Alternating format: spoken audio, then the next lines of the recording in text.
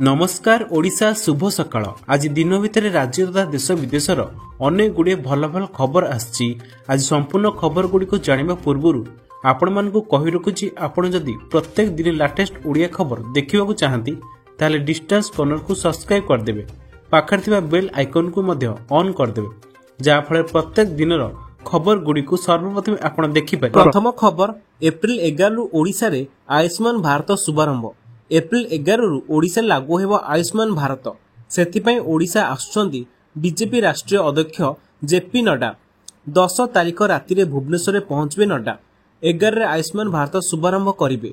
पूर्वरु ओडिशा रे स्वास्थ्य मंत्री मुकेश महालिंग आयुष्मान भारत एप्रिल मासरु शुभारंभ हेब बोली घोषणा करिसारि थिले। एथिरे 70 वर्षरु अधिक वयस्क पाइबे चिकित्सा सुविधा। 70 वर्षरु अधिक वयस्क लोक थिले परिवार पिछा सर्वाधिक चिकित्सा सुविधा 15 लाख टंका। समुदाय 3.52 कोटी लोक हेबे उपकृत। राज्य रे कार्यकारी हेबो आयुष्मान भारत प्रधानमंत्री जन आरोग्य योजना एवं गोपबंधु जन आरोग्य योजना। परवर्ती खबर 4 रेलवे प्रकल्प को केंद्र कैबिनेट रो अनुमोदन। 18,685 कोटी टंकार प्रकल्प को अनुमोदन मिलिछि। महाराष्ट्र, छत्तीसगढ़, ओडिशा 15टी जिला को करिब कभर। संबलपुर जरपड़ा तृतीय और चतुर्थ लाइन काम प्रकल्प, झारसुगुड़ा शासन तृतीय और चतुर्थ लाइन काम प्रकल्प सामिल अछि। 2030-31 मसीहा सुधा काम सरिया पई सरकार लक्ष्य रखिछंती बोली सूचना दैछंती केंद्र मंत्री अश्विनी वैष्णव। केंद्र कैबिनेट रेल मंत्रालय 4टी प्रकल्प को अनुमोदन करछंती। रेल मंत्री अश्विनी वैष्णव शुक्रवार दिन एने सूचना दैछंती। रेल मंत्रालय द्वारा 4टी प्रकल्प को अनुमोदन करा जाय। सेही प्रकल्प गुड़िकर मोट मूल्य 18,685 कोटी टंका। मंत्री आहुरी कहिसंती एही प्रकल्प गुड़िक महाराष्ट्र, ओडिशा एवं छत्तीसगढ़ 15टी जिला को कभर करिवो। विद्यमान रेल नेटवर्क रे प्राय 1147 किलोमीटर जोड़िबो। मंत्री आहुरी कहिसंती एही प्रकल्प गुड़िक नियुक्ति सुजोग वृद्धि करबा सह आंचलिक विकास रे योगदान देबो एवं आत्मनिर्भर भारत को प्रोत्साहित करिवो। परवर्ती खबर बीएमसी रो बड़ निष्पत्ति। एणिकी 6 मास बदल रे 3 मास रे आसीबो खिलाफकारी तालिका। टिकसदाता को साबाड़ करिवा पई बीएमसी पक्षरु एक बड़ निष्पत्ति निया जायछि। एणिकी 6 मास बदल रे 3 मास रे खिलाफकारी तालिका प्रकाश करिबाकू बीएमसी पक्षरु बड़ निष्पत्ति निया जायछि। 6 मास थरे लिस्ट आसुथिबारु बड़ टिकसदाता पैठ करिपारु नथिले, जेउंथिपई आर्थिक वर्ष शेष बेलकू अत्यधिक बकेया रखुथिले। एथिस 3 मास व्यवधान रे पैठ कले टिकसदाता को चाप कमिवो। 2024-25 होल्डिंग टिकसरु सर्वाधिक 101 कोटी मिलिछि। होल्डिंग, पार्किंग, ट्रेड लाइसेंस विज्ञापनरु 230 कोटी आदाय होइथिबा बीएमसी मेयर सुलोचना दास सूचना दैछंती। परवर्ती खबर भुवनेश्वर रे डबल एनकाउंटर। 2 चेन लुटेरा को एनकाउंटर कला कमिशनरेट पुलिस। भुवनेश्वर रे डबल एनकाउंटर। भुवनेश्वर बडगड़ अंचल रे एनकाउंटर होइथिबा सूचना। 2 अपराधी को एनकाउंटर कले कमिशनरेट पुलिस। एनकाउंटर रे 2 अपराधी गुरुतर होइछंती।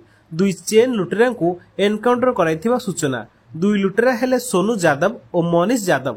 सेमानक घर बिहार रे होइथिबा सूचना मिलुछि। संपूर्ण 2 जन को धरिबाकू दीर्घ दिन हेबो योजना करथिला पुलिस। गुइंदा सूचना को आधार करी जाल बिछाइथिला पुलिस। गिरफ उद्यम बेले पालटा गुली चलाइथिले लुटेरा। जवाब रे गुली चालना करथिला स्पेशल स्क्वाड। उभय लुटेरा को नारे विभिन्न थाना रे रहिछि एकाधिक मामला। परवर्ती खबर नरी को यात्रा पार्टी ब्यान। कलाकार महासंघ को मालिक संघर सख्त चापुड़ा।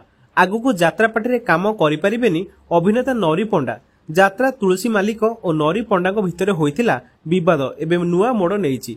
हास्य अभिनेता नरी को यात्रा पार्टी ब्यान करा जाइछि। से कहिथिले कोनोसी परिस्थिति रे माड़ परे तुलसी रे काम करिवे नाही। तेबे जीवनर सुरक्षा पई बालीचंद्रपुर थाना को न जाई ऑनलाइन रे एतला देथिले। से कलाकार महासंघ और वरिष्ठ कलाकारक सह कथा हेबा परे आईन रो आश्रय नेथिले। से एहा मध्ये कहिथिले न्याय न मिलले यात्रारू सन्यास नेबी।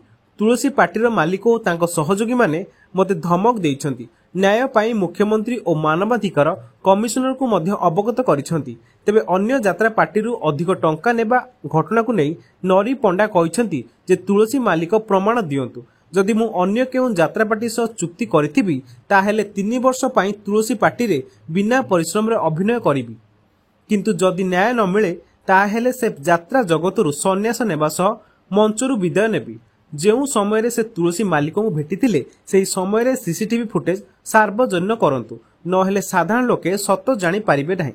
तेबे नरींको ऑनलाइन अभियोग पर तुलसी गंडाटे मालिकों प्रतिक्रिया मिली पारि नाही। परवर्ती खबर नवेम्बर होइतांदा विवाह नुआ संसार गढ़िबार पूर्वरु चलीगला जवान को जीवन 10 दिन पूर्वरु सरीथिला निर्बंध नवेम्बर होइतांदा विवाह बाहा होई नुआ घर संसार करबाकू अनेक स्वप्न देखिथिले जवान हेले निमिषक सबु होइगला धूलिसात चलीगला 28 वर्षीय हरियाणार रेवाडीर pilot flight lieutenant Siddharth Yadav को जीवन बुधवार राति रे भारतीय वायुसेना एक जागुआर लड़ुआ विमान दुर्घटना तांकर मृत्यु होईची। जामनगर सहरु प्राय 12 किलोमीटर दूर थिबा सुभारदा गाँव में घटिथिला एही दुर्घटना। पायलट सुरक्षित भाव में बाहर को बाहरी थिबारे सफल होइथिबा बेले सिद्धार्थ दुर्घटना रे प्राण हराइछन्ति। फ्लाइट लेफ्टिनेंट यादव सामरिक सेवा करि आसीथिबा परिवाररु आसीथिले। तांको जेजेबापा ब्रिटिश शासन रे बेंगल इंजीनियर्स कार्य करथिले। तांको जेजेबापा अर्ध सामरिक बाहिनीर अंश थिले। तांको पिता मध्य एलआईसी रे जोग देबा पूर्वरु भारतीय वायुसेना रे कार्य करथिले। सिद्धार्थ तांको परिवार चतुर्थ पीढ़ी थिले जे देश सेवा करथिले। 2016 रे एनडीए परीक्षा रे पास करिबा परे सिद्धार्थ जणे फाइटर पायलट हेबा पूर्वरु 3 वर्षर कठोर तालीम नेइथिले। 2 वर्ष चाकरी पर तांको फ्लाइट लेफ्टिनेंट पदवी रे पदोन्नति कराइथिला। दुर्घटना मात्र 10 दिन पूर्वरु मार्च 23 तारिख रे सिद्धार्थंकर निर्बंध होइथिला। नवेम्बर 2 तारिख रे तांको विवाह योजना कराइथिला। से रेवाडीर तांको परिवार सहित समय बिताइबा परे मार्च 31 तारिख रे ड्यूटी को फेरिथिले। तांको देहांतर खबर सुनी परिवार बंधु बांधव एवं समग्र सहर शोकरे बुड़ी जाइछि। सिद्धार्थ सबुळे उड़ीबा एवं देश सेवा करिबार स्वप्न देखुथिले। तांकर देश सेवारे जीवन जाइथिबा कहिसंती बापा। परवर्ती खबर उद्घाटित हेला 40 टी नूतन ई बस उद्घाटन कले मंत्री कृष्ण चंद्र महापात्र। उद्घाटित हेला 40 टी ई बस भुवनेश्वर गाड़कणा रे आम बस सेवा को उद्घाटन करिसंती गृह निर्माण और नगर उन्नयन मंत्री कृष्ण चंद्र महापात्र। एही अवसर बस को पताका देखाई शुभारंभ करिसंती मंत्री Shri Mohapatra. Capital region urban transport पक्षरु एही उद्घाटन अवसर रे मंत्री को सह ट्रांसपोर्ट विभागर शासन सचिव उषा पाड़ी उपस्थित रहिथिले। 40 टी बस को मिसाई राज्य रे बस संख्या 180 को वृद्धि होईची। 6 टी सहर रे एही बस सेवा मिलिबो। प्रदूषण मुक्त सह सबुज संकेत देबो एही आम बस सेवा।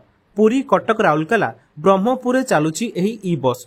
आगु केंद्र सरकार आहुरी 400 ई बस जोगाई देवकु लक्ष्य रखिचंती बोली कहिसंती श्री मंत्री। परवर्ती खबर खूब शीघ्र श्रीमंदिर रे नियोजित हेबे स्वतंत्र श्रीमंदिर सुरक्षा बाहिनी।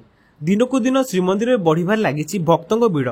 भक्तों संख्या वृद्धि सरकार और प्रशासन पई चैलेंज होईछि। तेणु आगकु दर्शन व्यवस्था रे अनेक परिवर्तन आनी श्रृंखलित और सुरक्षित दर्शन जोगाई देबाकू अंटा भिड़िचंती राज्य सरकार। खूब शीघ्र श्रीमंदिर रे नियोजित हेबे स्वतंत्र श्रीमंदिर सुरक्षा बाहिनी। एने प्रथमे विज्ञप्ति एवं तापरे आरंभ होईछि चयन प्रक्रिया। प्रथम दिन में 329 पदाधिकारी एथिरे जोग देइछन्ति। 5टी पर्यायर चयन शिविर रे जोग देबे 172 ऑफिसर 1499 सिपाही एवं हाबिलदार। मार्च 2 रु 9 तारिख जाए चलिबो एही चयन प्रक्रिया। एसएसएम भी बा स्वतंत्र श्रीमंदिर सुरक्षा बाहिनी नारे स्वतंत्र टीम श्रीमंदिर सुरक्षा और श्रृंखला दायित्व रहिबे। बाटालियन अभिज्ञता थिबा पुलिस को 3 वर्ष पई डेपुटेशन रे अणाजिबो। श्रीमंदिर सुरक्षा एबे हेबो आहुरी सशक्त। श्रीमंदिर आगरे दिन राति पहरा देबे स्वतंत्र सुरक्षा बाहिनी। एबे विज्ञप्ति और चयन प्रक्रिया परे नुआ आशार संचार होईछि। आंटी टेररिस्ट ऑपरेशन सह श्रृंखलित दर्शन उपरे गुरुत्व। श्री गुंडीचा मंदिर परिक्रमा प्रकल्प माउसीमा मंदिर सुरक्षा दायित्व रे नियोजित हेबे एही स्वतंत्र सुरक्षा बाहिनी।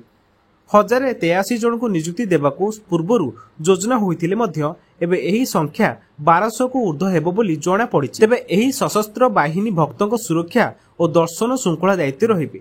नीति अनुसार दर्शन श्रृंखला कराइबा, बारिकेड भितर लोकंकु व्यवस्थित कराइबा, उत्तम आचरण व्यवहार सह लोकंक दर्शन को सहज कराइबा, श्रृंखलित दर्शन सह लक्ष लक्ष भक्तों को सुरक्षा जोगाइबा सहित एमानक प्राथमिक दायित्व। तेबे भक्तों को एक उत्तम परिवेश व्यवस्थित दर्शन कराइबा भली एमानकु प्रशिक्षण दिया जाउ बोली साधारण दाबी होईछि। आचरण उच्चारण सह श्रीमंदिर नीतिकांति व्यवस्था परंपरा उपरे एमानकु ज्ञान देबा पई मध्ये दाबी करछन्ती सेवायत। परवर्ती खबर आसिला बड़ खुशी खबर। जनधन खाता थिले मिलिबो 10,000 टंका। सरकार कले बड़ घोषणा, जहाँकि जनधन खाता धारीଙ୍କ ପାଇଁ खुशी खबर। ଏବେ ବିନା ବାଲାନ୍ସରେ ମଧ୍ୟ ଉଠାଇ ପାରିବେ 10,000 ଟଙ୍କା। ଯଦି ଆପଣଙ୍କର ଜନଧନ ଆକାଉଣ୍ଟ ଅଛି ତେବେ ଏହି ଖବର ଆପଣଙ୍କ ପାଇଁ ବହୁତ ଜରୁରୀ ଅଟେ। ଜନଧନ ଖାତାରେ ଅନେକ ସୁବିଧା ମିଳୁଛି। ତେବେ ଆମେ ଆପଣଙ୍କୁ କହି ରଖୁଛୁ କେନ୍ଦ୍ର ସରକାରଙ୍କ ପ୍ରଧାନମନ୍ତ୍ରୀ ଜନଧନ ଯୋଜନା ଅନୁସାରେ ଜିରୋ ବାଲାନ୍ସରେ ସେଭିଂ ଖାତା ଖୋଲାଯାଏ। ଏଥିରେ ଦୁର୍ଘଟଣା ବୀମା, ଅଲଗା ଫ୍ୟାସିଲିଟି, ଚେକ୍ ବୁକ୍ ସମେତ ଅନ୍ୟ ବହୁତ ଲାଭ ମଧ୍ୟ ମିଳିଥାଏ। ଜାଣନ୍ତୁ କେମିତି ମିଳିବ 10,000 ଟଙ୍କା। ଜନଧନ ଯୋଜନା ଅନୁସାରେ ଆପଣଙ୍କ ଆକାଉଣ୍ଟରେ ଗୋଟେ ପଇସା ନଥିଲେ ମଧ୍ୟ ଆପଣଙ୍କୁ 10,000 ଟଙ୍କା ମିଳିପାରିବ। ଏହି ସୁବିଧା କମ୍ ସମୟରେ ଲୋନ୍ ପାଇପାରିବେ। ଏହି ସୁବିଧା ଆଗରୁ 5,000 ପର୍ଯ୍ୟନ୍ତ ହୋଇଥିଲା, କିନ୍ତୁ ବର୍ତ୍ତମାନ ସରକାର ଏହାକୁ ବଢ଼ାଇ 10,000 କରିଦେଇଛନ୍ତି। ଆକାଉଣ୍ଟରେ ଓଭରଡ୍ରାଫ୍ଟ ସୁବିଧା ପାଇଁ ବୟସ ସୀମା ସର୍ବାଧିକ 65 ବର୍ଷ ଧାର୍ଯ୍ୟ କରାଯାଇଛି।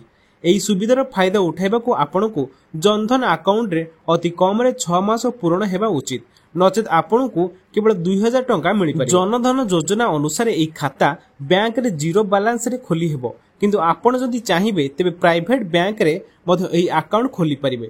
ଯଦି ଆପଣଙ୍କ ପାଖରେ କୌଣସି ସେଭିଂ ଆକାଉଣ୍ଟ ଅଛି ତେବେ ଆପଣ ତାହାକୁ ମଧ୍ୟ ଜନଧନ ଆକାଉଣ୍ଟରେ ପରିଣତ କରିପାରିବେ। ଭାରତରେ ରହୁଥିବା କୌଣସି ବି ନାଗରିକ ଯାହାର ବୟସ 10 ବର୍ଷରୁ ଅଧିକ ରହିଛି ସେମାନେ ଏହି ଜନଧନ ଖାତା ଖୋଲିପାରିବେ। ପରବର୍ତ୍ତୀ ଖବର, ଆଉ ହଇରାଣ ହେବେନି ରୋଗୀ। ଏଣିକି କ୍ୟାପିଟାଲ ହସ୍ପିଟାଲରୁ ଏସ୍ସିବିକୁ ଗଡ଼ିବ ଆମ ବସ୍। ଆମ ବସ୍ ଯୋଜନାରେ ପୁଣି ଯୋଡ଼ି ହୋଇଛି 40ଟି ଇ ବସ୍। ଭୁବନେଶ୍ୱର କ୍ୟାପିଟାଲ ହସ୍ପିଟାଲରୁ କଟକ ଏସ୍ସିବି ମେଡିକାଲ ଯିବା ପାଇଁ ସରକାର ଗଡ଼ାଇବେ ଇ ବସ୍। ରୋଗୀ କିମ୍ବା ରୋଗୀଙ୍କ ସମ୍ପର୍କୀୟ ପାଇଁ ସହାୟତା ହେବ ଆମ ବସ୍ ର ନୂଆ ରୁଟ୍। ଏହାଦ୍ୱାରା ଆଉ ଯାତାୟାତ ପାଇଁ ହନ୍ତସନ୍ତ ହେବେନି ରୋଗୀ ପରିବାର। ଏହି ରୁଟ୍ ସମେତ ଅନ୍ୟ ନୂଆ ରୁଟ୍ରେ ମଧ୍ୟ ଇ ବସ୍ ଚାଲିବ। ଗତକାଲି ଭୁବନେଶ୍ୱର ଗାଡ଼କଣ ସ୍ଥିତ ଆମ ବସ୍ ଡିପୋରେ 40ଟି ଗୃହ ଓ ନଗର ଉନ୍ନୟନ ମନ୍ତ୍ରୀ କୃଷ୍ଣଚନ୍ଦ୍ର ମହାପାତ୍ର ନୂଆ ଇ ବସ୍ର ଉଦ୍ଘାଟନ କରିଛନ୍ତି। ଏନେଇ କୃଷ୍ଣଚନ୍ଦ୍ର ମହାପାତ୍ର କହିଛନ୍ତି, ଖୁବ୍ ଶୀଘ୍ର ରାଜ୍ୟରେ 8ଟି ସହରରେ ଆମ ବସ୍ ସେବା ଆରମ୍ଭ ହେବ ଏବଂ କେନ୍ଦ୍ର ସରକାର ଓଡ଼ିଶାକୁ 400 ଇ ବସ୍ ଯୋଗାଇବେ। ତେବେ ବସ୍ ଦୁର୍ଘଟଣା କମାଇବା ପାଇଁ ଅନେକ ପଦକ୍ଷେପ ନିଆଯିବା ସହ ଆମ ବସ୍ ଭିତରେ 2ଟି ସିସିଟିଭି କ୍ୟାମେରା ବି ଲଗାଯାଇଥିବା କଥା କହିଛନ୍ତି ମନ୍ତ୍ରୀ। ଆଜି ଦିନର ଶେଷ ଖବର, ପ୍ରସୂତିକୁ ନେଇ ଗଲାବେଳେ ଫାଟିଗଲା ଅକ୍ସିଜେନ ସିଲିଣ୍ଡର, 2 ଗୁରୁତର। ଆମ୍ବୁଲାନ୍ସରେ ପ୍ରସୂତିକୁ ନେଇ ଯିବାବେଳେ ଫାଟିଗଲା ଅକ୍ସିଜେନ ସିଲିଣ୍ଡର। MCH ପରିସରରେ ଆମ୍ବୁଲାନ୍ସରେ ଅକ୍ସିଜେନ ସିଲିଣ୍ଡର ଫାଟିଲା। 2 ଯାଆଁଳା ଶିଶୁ ସହ ମା ସୁରକ୍ଷିତ ଥିବା ସୂଚନା। ସିଲିଣ୍ଡର ଫାଟିବା ଯୋଗୁଁ ପ୍ରସୂତିଙ୍କ 2 ସମ୍ପର୍କୀୟ ଗୁରୁତର ହୋଇପଡ଼ିଛନ୍ତି। ଡାକ୍ତରଖାନାରେ ଗୁରୁତରଙ୍କ ଚିକିତ୍ସା ଚାଲିଛି। ଅକ୍ସିଜେନ କନେକ୍ସନ ସମୟରେ ସିଲିଣ୍ଡରଟି ଫାଟିଯାଇଥିବା କୁହାଯାଉଛି। ଡାକ୍ତରଖାନା ପକ୍ଷରୁ ଯାଞ୍ଚ ଆରମ୍ଭ ହୋଇଛି।